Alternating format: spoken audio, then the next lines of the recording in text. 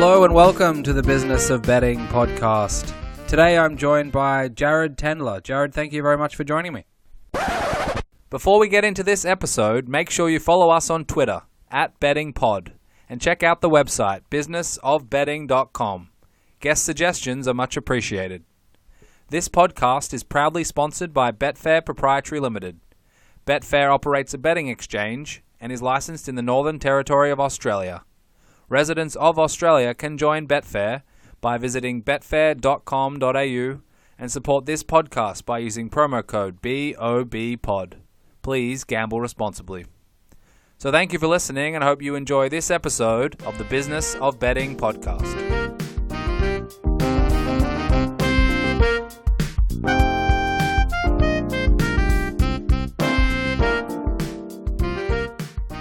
Today I'm joined by Jared Tendler. Jared, thank you very much for joining me. Yeah, Jake, thanks for having me, man. So Jared, mental game coach, among other things. Tell us how you got into that. Well, about 20 years ago, I was trying to qualify for the U.S. Open golf. Was an aspiring golfer, played in college, wanted to play professionally. And, the basic deal is I choked. My game was always strong tee to green. For those that know golf, hit 16 greens, hit 13 fairways in this qualifying round.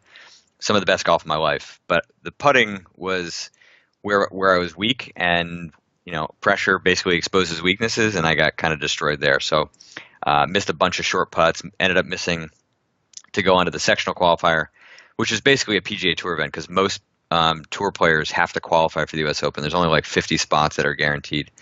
So, but I missed my shot, and it was kind of the first time that I really realized that if I was going to actually have a shot at being a pro, I had to get this under control. Kind of dove into sports psychology, and it helped, but it didn't solve the problem. So I got better, and under most circumstances, I performed better, except when the pressure was at the highest. And so I kind of just realized that there's probably a way to build a better mousetrap. If I can figure out how to do that, then, I've got an option as a pro golfer, because that seemed at that point to be my only chance of doing it. And then, I had a kind of backup plan of being able to, become a coach. So both options seemed pretty good, and changed my major, where I added a major from business to psychology. So I graduated with a business and psych degree, then got a master's degree in counseling psychology. Spent 2 years doing that, 2 years getting licensed as a therapist. Never intended to practice.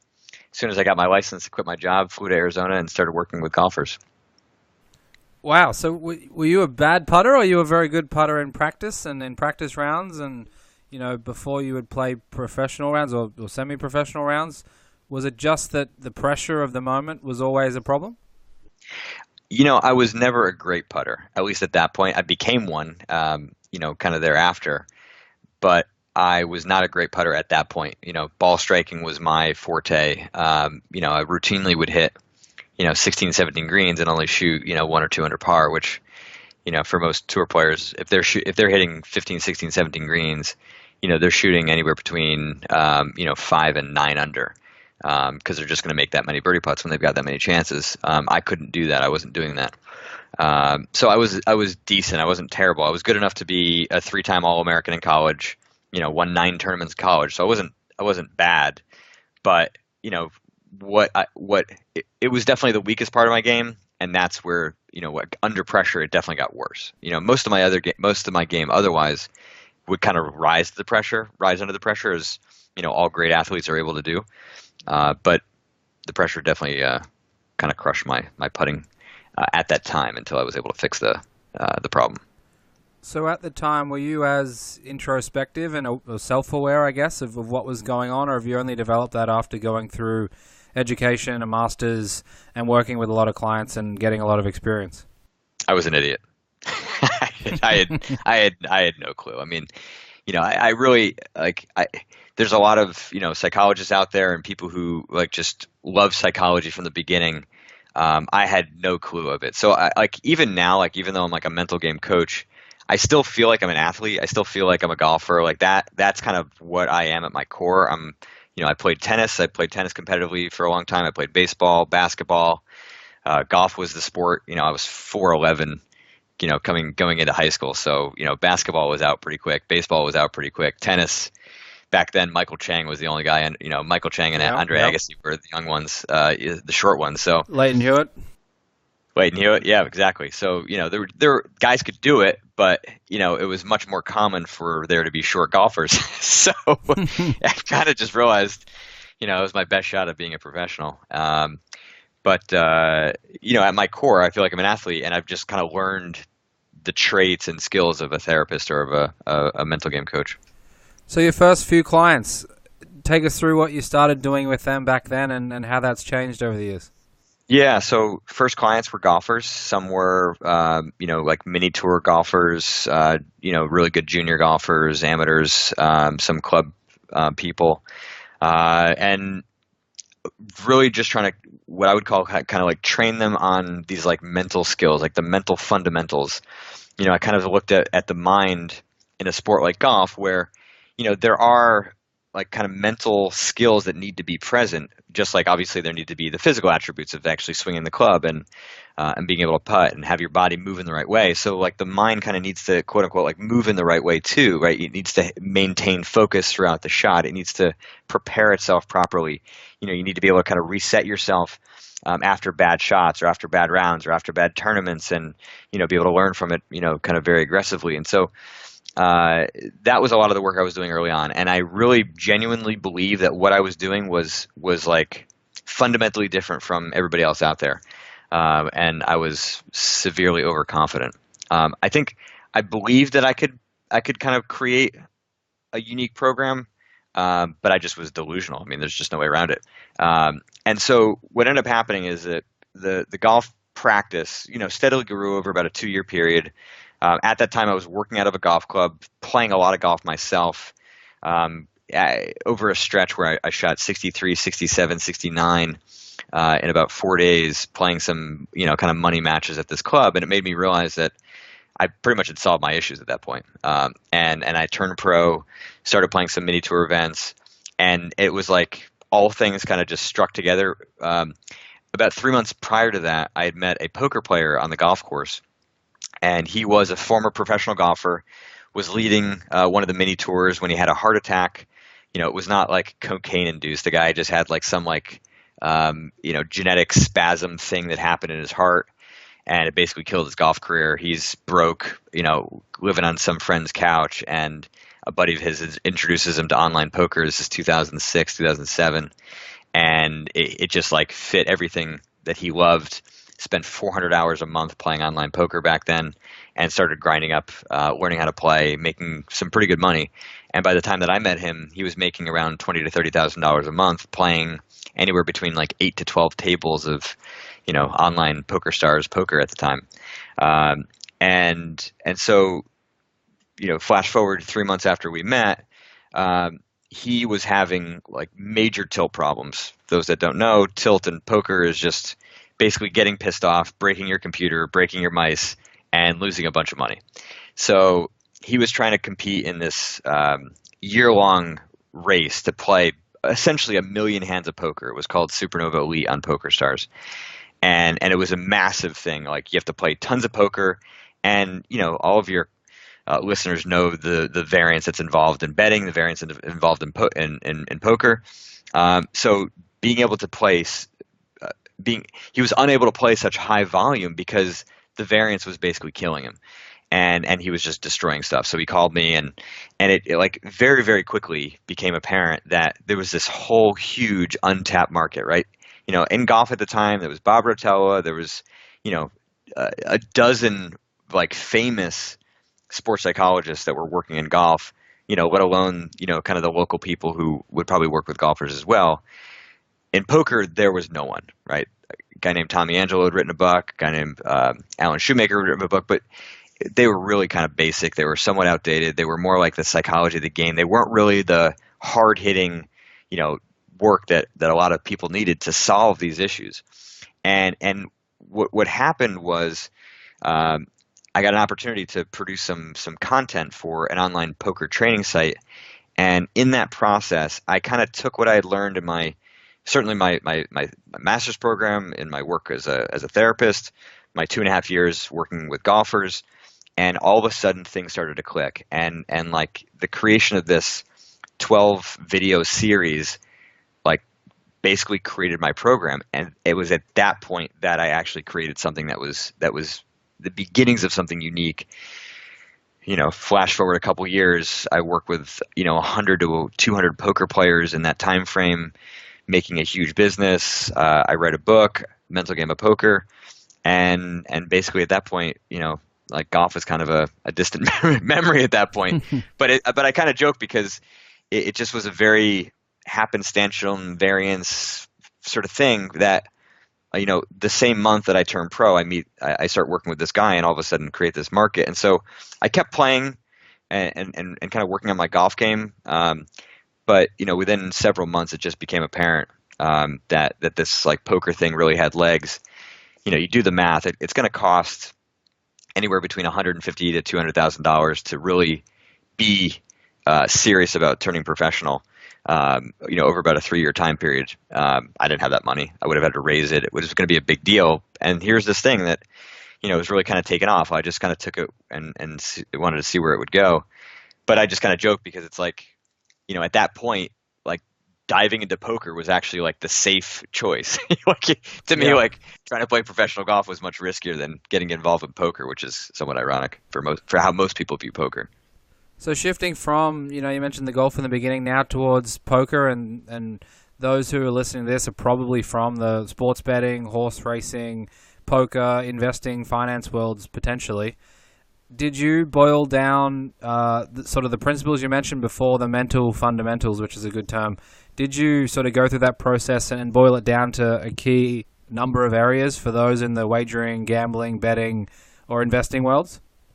I didn't. No, what ended up happening was everything that I was doing in golf translated perfectly into poker. Now, the situation's different, right? The situation's different. Like the amount of luck and variance involved in poker pales in comparison to golf. But golf actually has some of the most variance compared to most sports. So that allowed my kind of program to just sort of naturally transfer. I just needed to figure out how to translate it to that world. So kind of poker was the first foray, and then day traders started picking up the book. A lot of them play poker. And then of course, picking up some horse punters. I've got some guys doing live betting. Other guys just kind of doing, pregame reads, that sort of betting. And that's kind of built up over the last, I'd say 3-4 years. What are some of the common things or areas or issues that I ask you to address?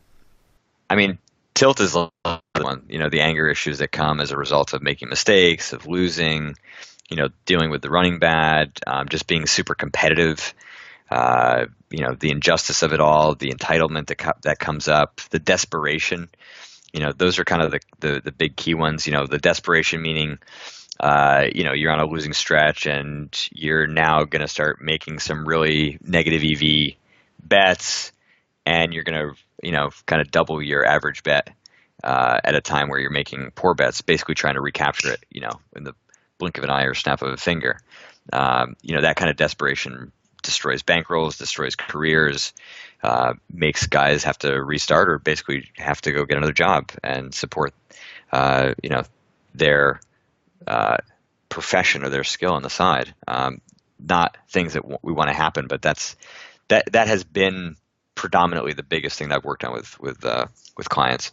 But then you also kind of get into the ones who kind of graduate from that, or I should say, tilt is kind of the big one, but dealing with fear, anxiety, like the pressure of certain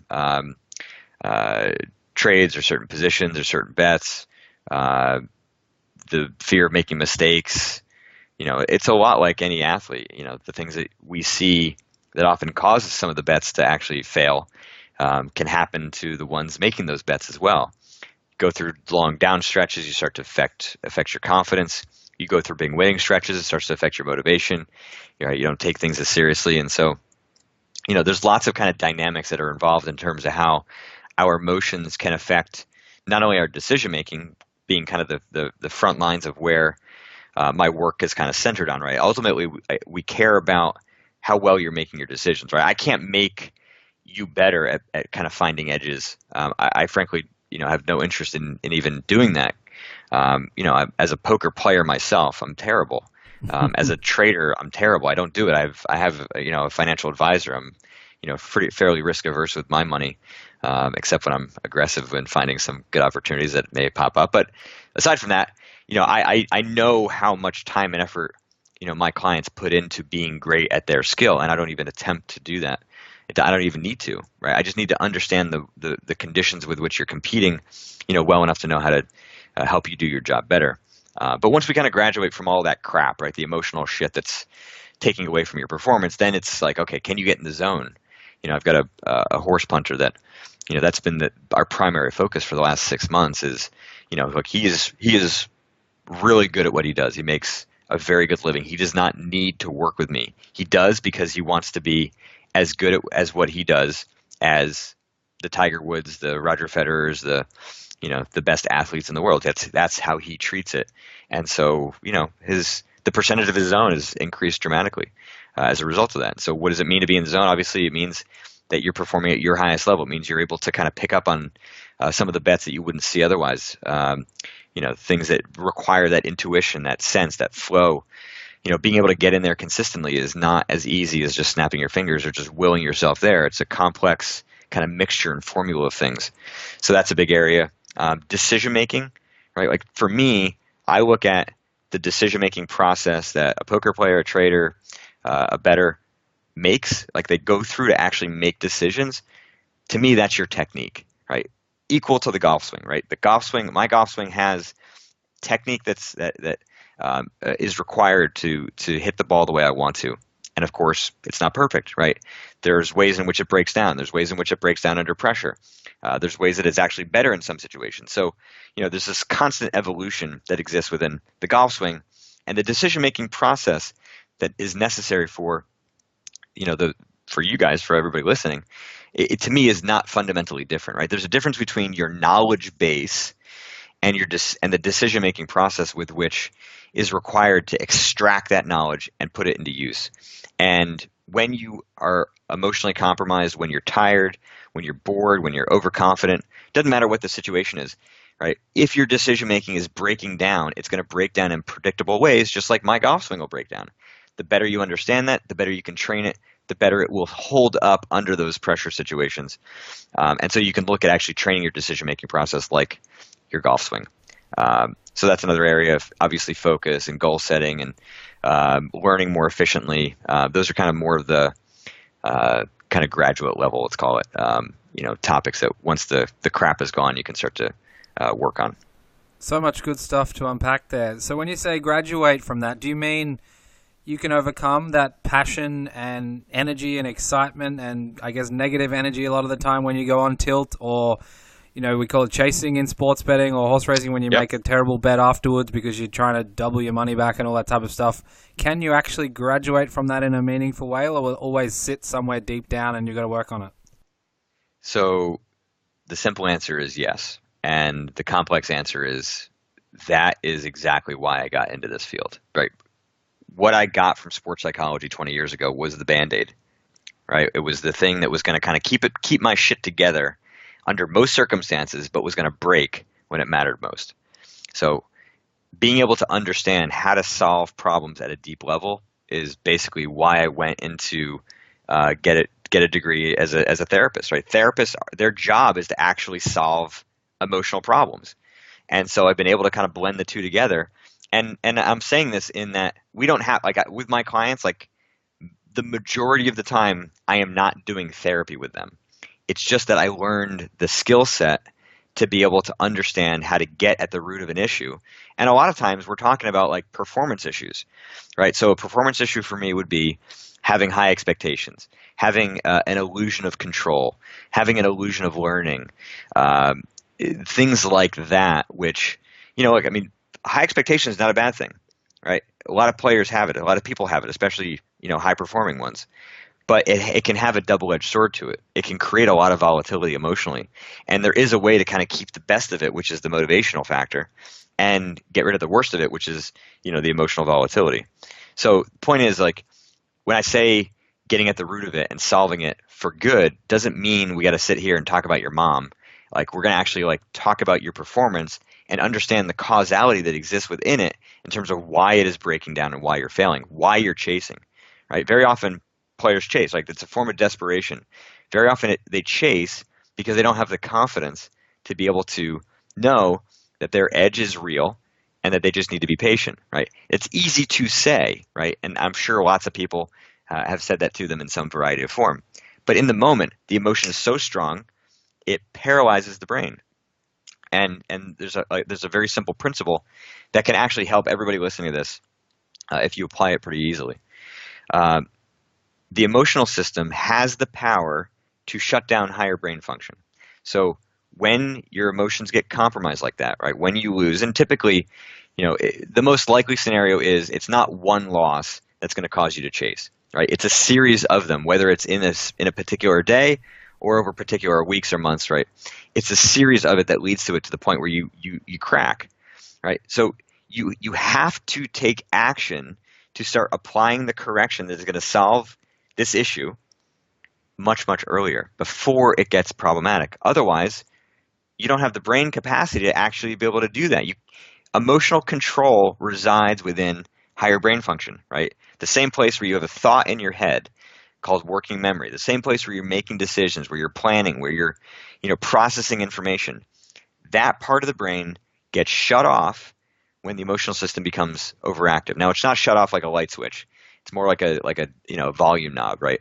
But, we'll get to the point where one of the most frustrating things that will happen is you know exactly what you ought to do, but yet you still don't, right? Like you should not, make this trade. You should not make this bet. I've had a client like who literally was yelling at himself to not place a trade. He had his hand over the mouse, and it was like a scene out of like The Exorcist or something, and he couldn't stop himself. And that can be one of the most frustrating things for people to deal with, because what you have is a scenario where the emotional system has shut down most of your higher brain function. So you're still aware of what's happening, but you don't have the energy to be in control anymore. So you're screwed. I mean, you're going to fail, and you're going to watch yourself fail. And that can just completely destroy confidence, completely throw people over the edge, in terms of raging. So the point is, the emotional system is way more powerful than the mind. And if you start to appreciate that, then you have to look at solving this and starting to take action against this much, much earlier when the emotion is small. That becomes the front lines of the battle, not when it's big. You can't fight a battle at that point. It's like bringing a knife to a gunfight, right? When the emotion is small, it's a fair fight. When the emotion is big, you got no chance. So I often ask people what they tend to do when they go on losing runs or bad runs. I don't necessarily say on tilt, but that fits in with the theme. They'll say things like, I review my process, I might take a day off. They never talk about anything from the mental side or what you're talking about. Is it a segment of the professional sports bettor, horse racing punter, poker player that's often missing? I mean, so when I got into poker, with absolute certainty. I mean, now it's pretty mainstream. I think for the most part, yeah, you still have people that don't address it, but ironically enough, I see it all the time on Twitter. Like, people get called out. They'll bitch and moan about a hand, they'll blow, and then they'll, immediately in the threads afterwards, they're like, read this book, call this guy. Like, it's so kind of ubiquitous at this point. But if we look at like the early days of poker, like for the most part, people were super skeptical, right? They assumed that I was going to talk about their mom, talk about their past, talk about their childhood, do this like kind of touchy-feely, esoteric kind of thing, and, self-helpy, and, it's a bunch of guys. Nobody wants to talk about their feelings. Like, fuck off, right? And so like over time, I was able to kind of break them down with logic, like to kind of talk their language and say, like, listen, I hate that stuff just as much as you do. I was like you, just a golfer, not wanting to talk about this stuff. But at the end of the day, like, We are people. You are not robots. You have emotion, right? And I hear all the time people think that the ideal is to be robotic and to be numb to emotion. No, right? Emotion is energy, and you need that emotion to be sensing what is happening. You need that emotion to pick out the subtle details, right? When you are numb and you're detached and you're blocking stuff out, there's a whole segment of just pure data about trading, betting, poker, whatever, that you are missing. And you're not going to know it because you're too engrossed or too embedded in your way of thinking. But it will cause you problems. So yeah, it's a huge thing. And look, we look at like general society. Most men don't go to therapy. Most men don't talk about this emotional stuff, right? Because historically it has been geared towards women. And I'm like, it's either been geared towards women or geared toward people who had legitimate like major psychological disorders, and they needed they needed medication. Stuff, Yeah. I mean, that's like major stuff, like the equivalent of, going to the doctor because you've got cancer, you've got, gallstones. I mean, shit, like what, name the physical ailment, but so I still have clients that, I'm working in the professional video gamer space now with the esports space. And these are like young kids, sometimes from countries where, I mean, if you go see a psychologist, you are certifiably nuts, right? Like that's how they view it. So the idea of talking to me when I know that I can help these guys, like they cannot get over the hump because it would be soul crushing to them to have to talk to me. So they don't, right? And most people in the betting world, most people in the trading world, they don't. I mean, or they look for it and they find little pieces of it and it helps a little bit, but at the end of the day, they're like, yeah, this is crap. I mean, it's not really that great. And I agree with them. Like there is good stuff out there, but it's kind of hard to find sometimes because a lot of it just basically tells you a lot of things that sound good, but then 2 weeks later you're doing the same things again. It's like it didn't solve the problem because a lot of it is just a bunch of band-aids.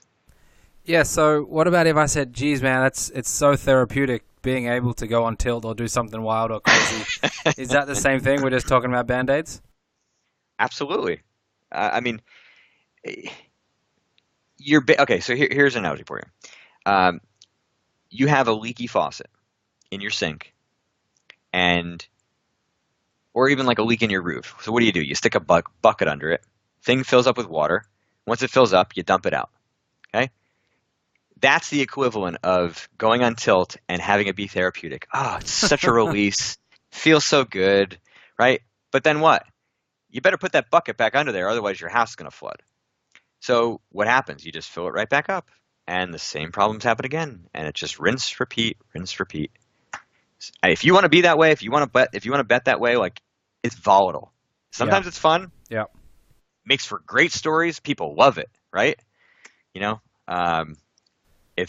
But it doesn't have to be that way. I mean, I have learned a long time ago that I cannot convince anybody to work with me. I mean, I'm probably the worst salesman when it comes to selling my material to people that don't want it, right? Like there are people that could sell anything to anybody.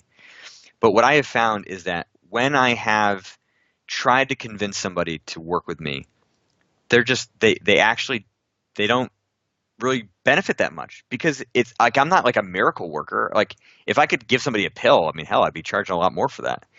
But it doesn't work that way. Like you have to at least be open-minded. I'm fine with skepticism. Skepticism, welcome. I'm a skeptic.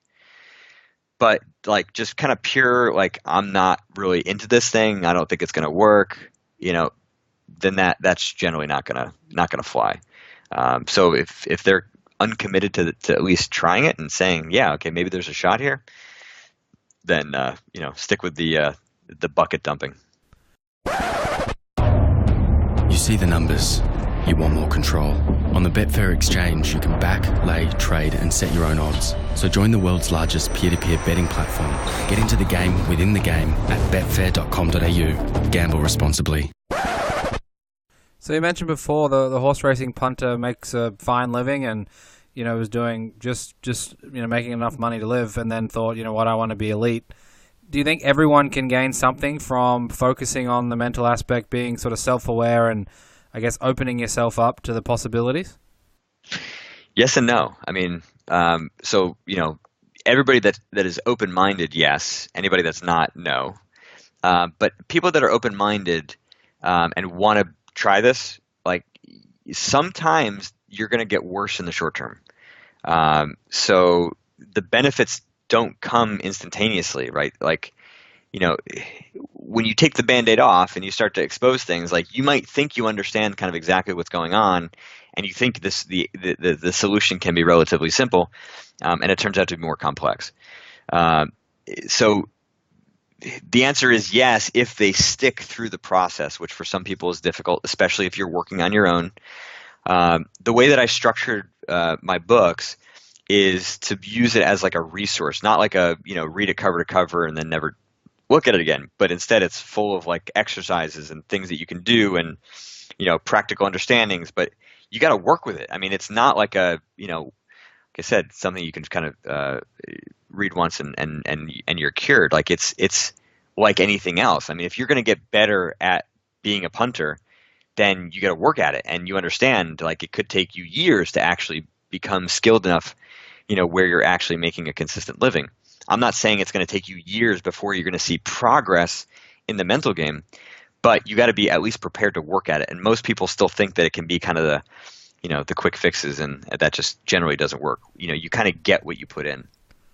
So does everyone go through a script or a game plan, and then as they go through that, they take their own path, sort of off script and off game plan? You mean like as a client or from Yeah, from if 10 people walked in and they started, do they all go through the same process initially, and then you find the best areas to focus on or what they're talking the most about, for example? Yeah, I mean, it's not quite as formulaic as you're describing, but my coaching process overall, whether it's day 1 or day 100 or session 100, my coaching process is identical. We are looking to assess the problems, and then we are looking to come up with solutions for them. And one of the things that I'm able to do very well is help people understand what progress looks like along the way, right? Like progress in the mental game can be messy. The early stages of that can be simply just being more aware, right? Like, you mentioned that a few times already. Like, can you benefit from being more aware? Generally, you can, right? That awareness gives you the potential for control.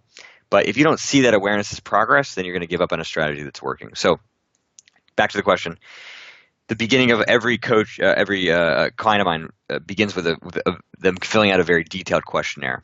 So, it's generally filled out over several days, right? Like not like it takes 72 hours to fill out, but you work on it for an hour, come back to it, work on it for an hour again, because I just want to have good data right from the beginning. I learned early on that when I actually just asked people the questions in that questionnaire, in our first session, 3-4 sessions later, they would say, "Hey, did I mention X?" I'm like, "Are you shitting me?" No, like it like totally changed what I would have done in those first few sessions. And I hate wasting time. I like efficiency, and just pissed me off. So started this questionnaire where now everybody answers the questions up front. They're relaxed. They don't, they get a lot of good data, and then I can actually look at it too in a relaxed way, and basically kind of formulate a game plan so that when we start, I do know where the areas are where we're going to start digging, and then we kind of hit the ground running. And it's a lot of just rinse repeating. Like we're digging in, trying to figure out what's going on, pull back out, come up with a strategy, go put it into play, come back a week later, 2 weeks later, tell me how it worked, what worked, what didn't work, what'd you learn. We take all that data, combine it with what we already had, and refine the strategy. Basically what you guys do every day. So are there any things that people do naturally that are positive, or is intuition and I guess natural responses to situations that might be relatively high stress usually bad? I mean, if somebody is going to be intuitively strong,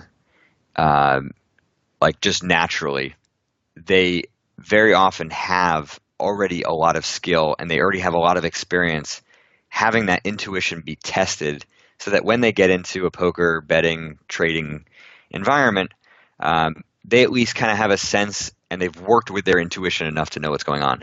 But at the end of the day, like intuition relies on knowledge. It relies on knowledge that's very new, it's very sometimes unconscious, but it mixes with your existing knowledge base. And so for it to be most accurate, you have to have that knowledge base that's there. I mean, you could take like a novice bettor, trader, poker player, and they might feel like, oh, I'm going to win here, or oh, this is a great bet to make, and they're dead wrong because they suck. They have no knowledge. They don't know what the hell they're doing. They're basically guessing. But at the time, it feels so true, right? And it's just that's what makes fish fish. Like they're so unskilled. They don't even know how unskilled they are. But that feeling can be so strong, and it's so flawed. So intuition relies on knowledge. Knowledge comes from years of experience.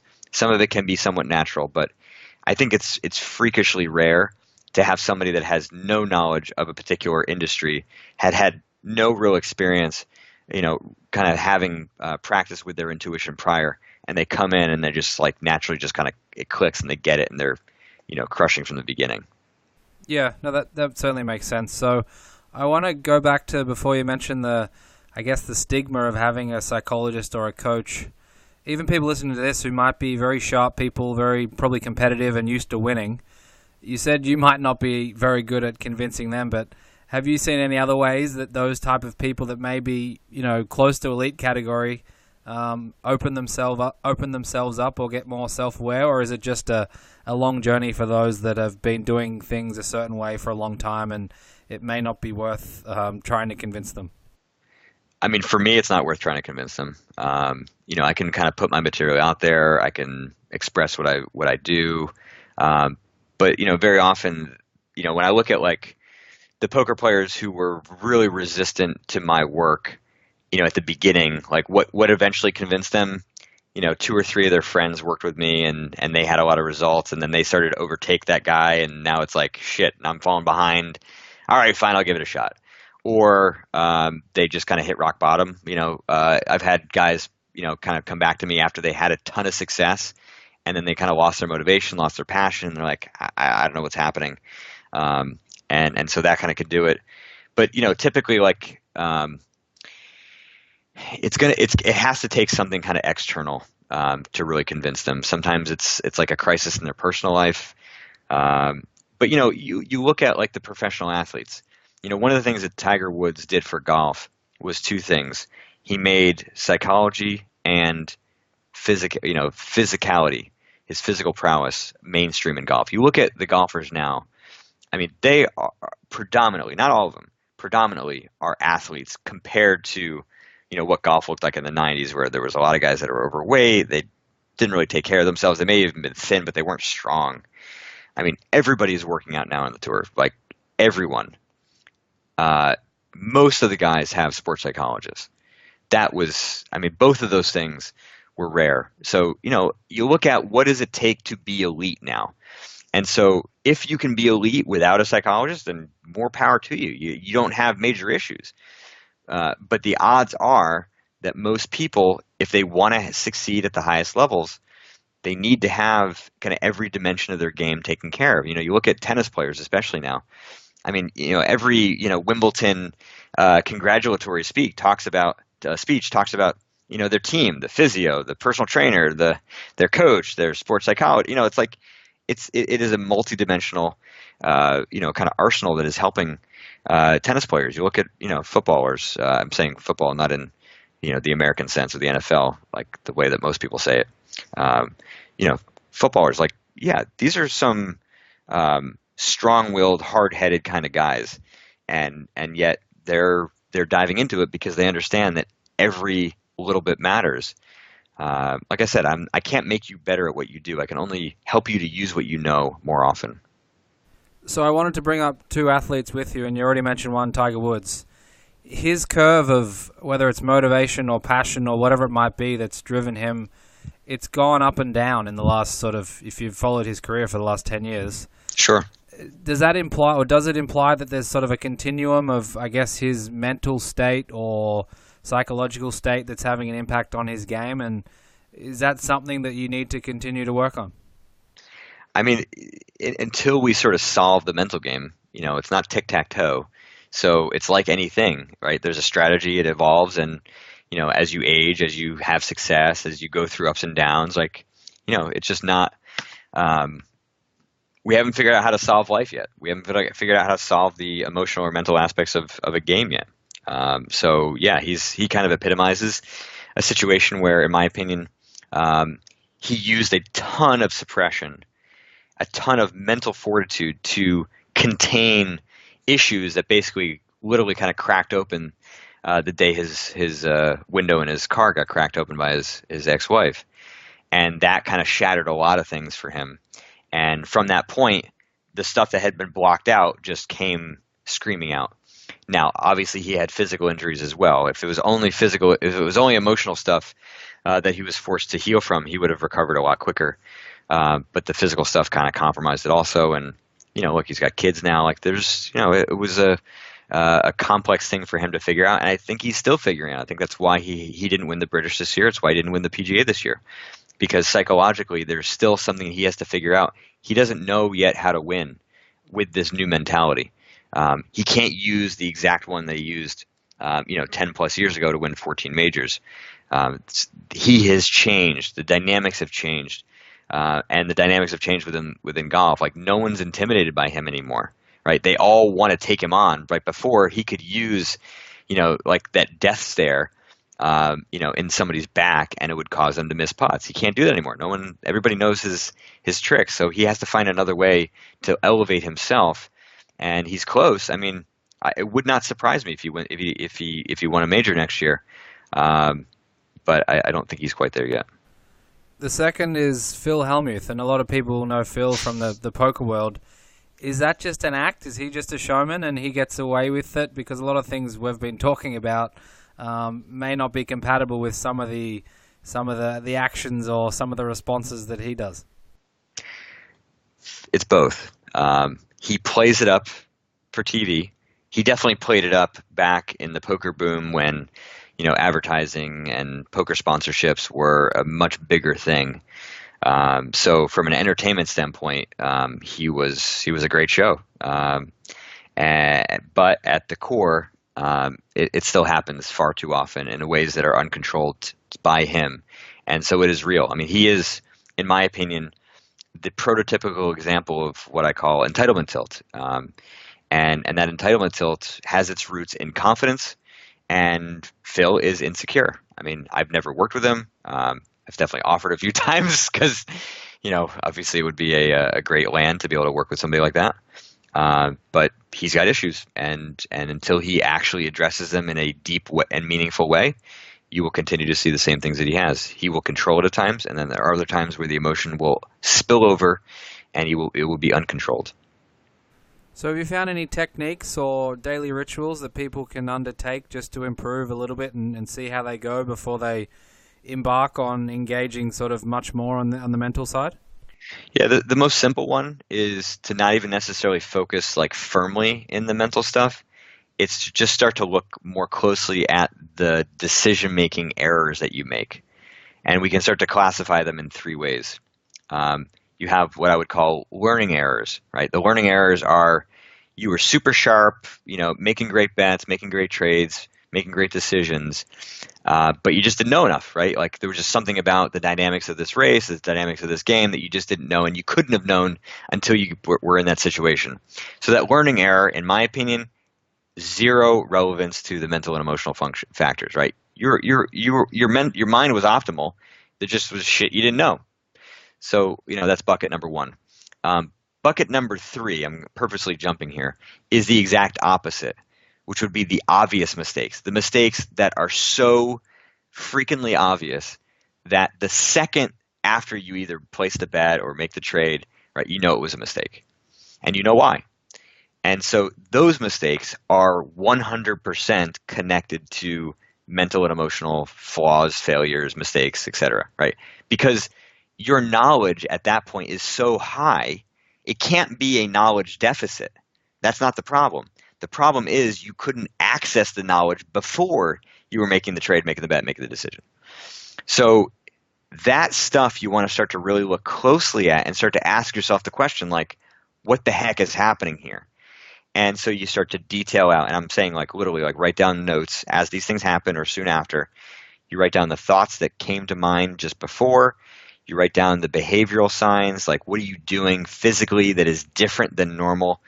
What are some of the actions that you're doing What are the like can you feel anything? The emotions, like basically just kind of mapping out that emotional state, that mental state that was kind of leading up to that mistake. If you can do that, at least you can start to create some warning signs, right, for yourself. Like even if you don't solve the problem, just the awareness that, okay, now I can feel myself like clenching my jaw and squeezing my hands and, tapping my feet. And if I do that, then I know that my emotional state's off and I just shouldn't bet here, right? And so I'm just going to calm myself down, get myself in a better space. You're still not going to be perfect, but if you can start to avoid those big, obvious mistakes, I mean, you will save yourself a ton of money. Bucket number 2 is what I would call a marginal mistake. This is where it gets a little bit more complex. So I would not start here for those of you who are not that skilled in this area yet, but I'm saying it just so you know kind of what you're working towards. But the marginal mistakes are kind of this hybrid between emotion and technical strategic stuff where it's like, it's not an obvious mistake. It's not a learning mistake. It's like, yeah, I could have known more here, but I also was a little bit, distracted and a little bit tilted. So maybe I could have known it, maybe not, but I got to work on both, right? Because, you're going to kind of straddle it.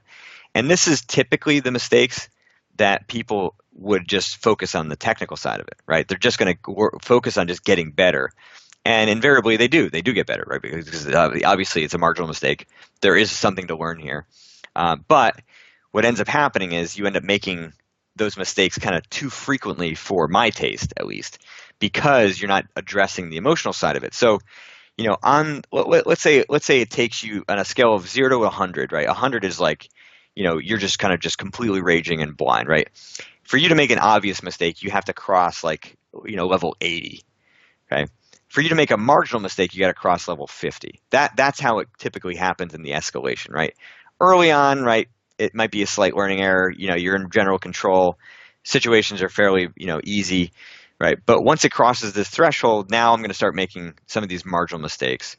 And if you don't work on the emotion at that level, then it becomes harder to stop from making those marginal mistakes. You end up having to force yourself to just learn so much, spend so much time preparing, spend so much time learning and working on your game to overcome the emotion that to me it's just inefficient. And then, of course, obviously, your emotions keep rising and it becomes obvious, but kind of get the point. So just to summarize, right, 3 buckets of mistakes.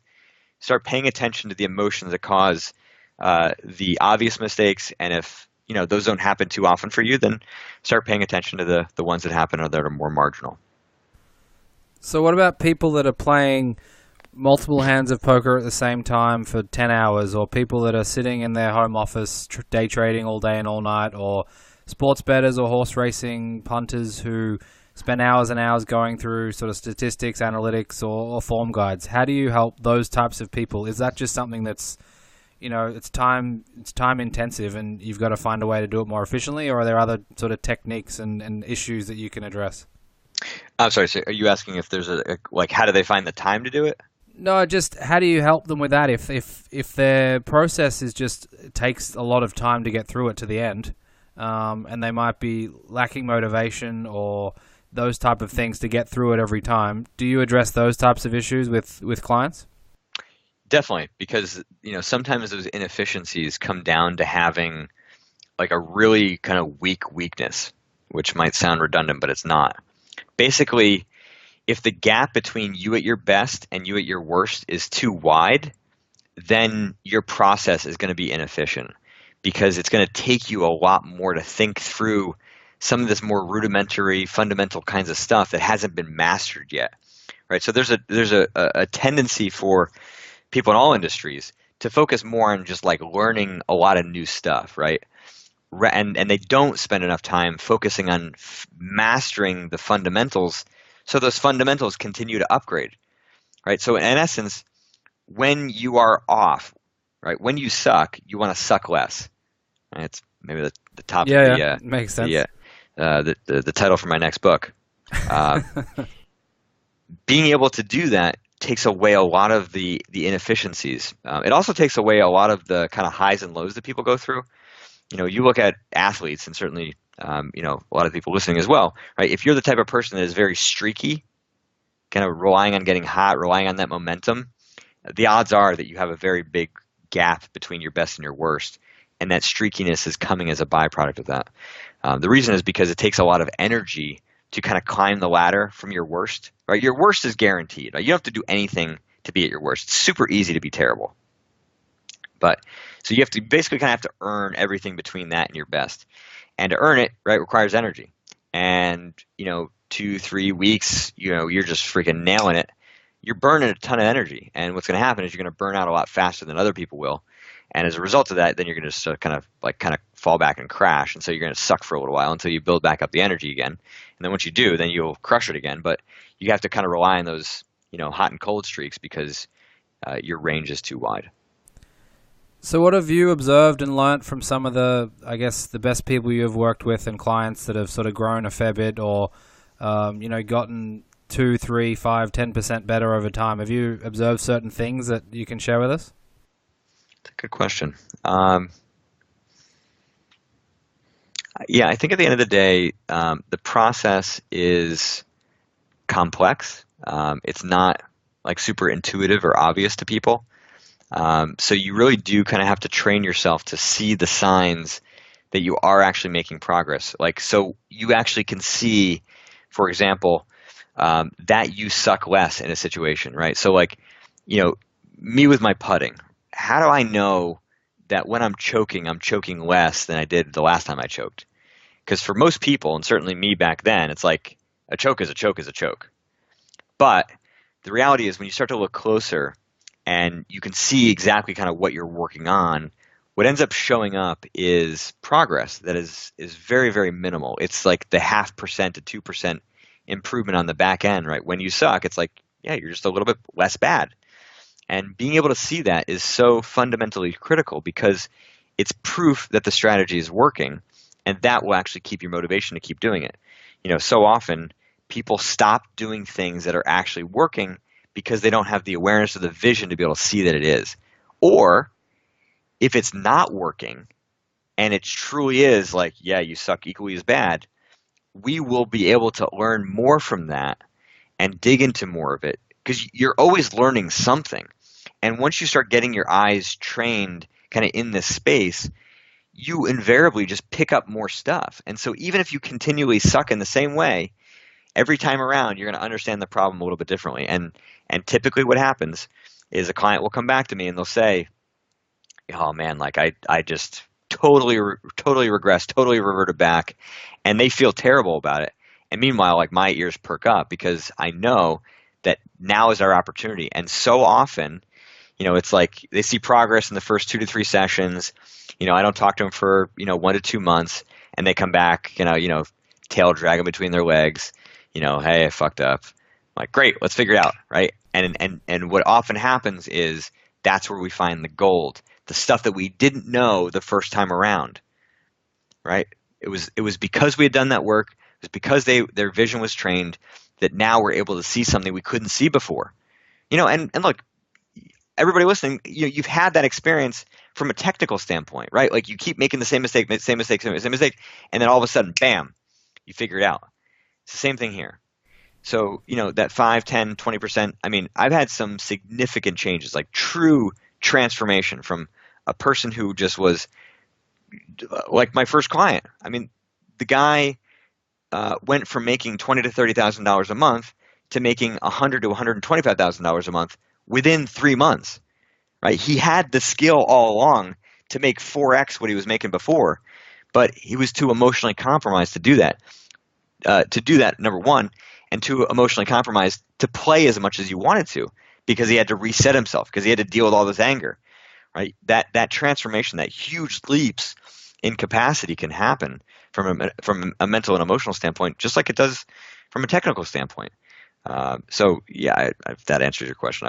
That's awesome. I wasn't sure what to expect from this episode, but it's been entirely fascinating for me. I've listened to some of your old episodes. I listened to the Daniel Negreanu one. I listened to the author of The Subtle Art of Not Giving a Fuck book, which was fascinating.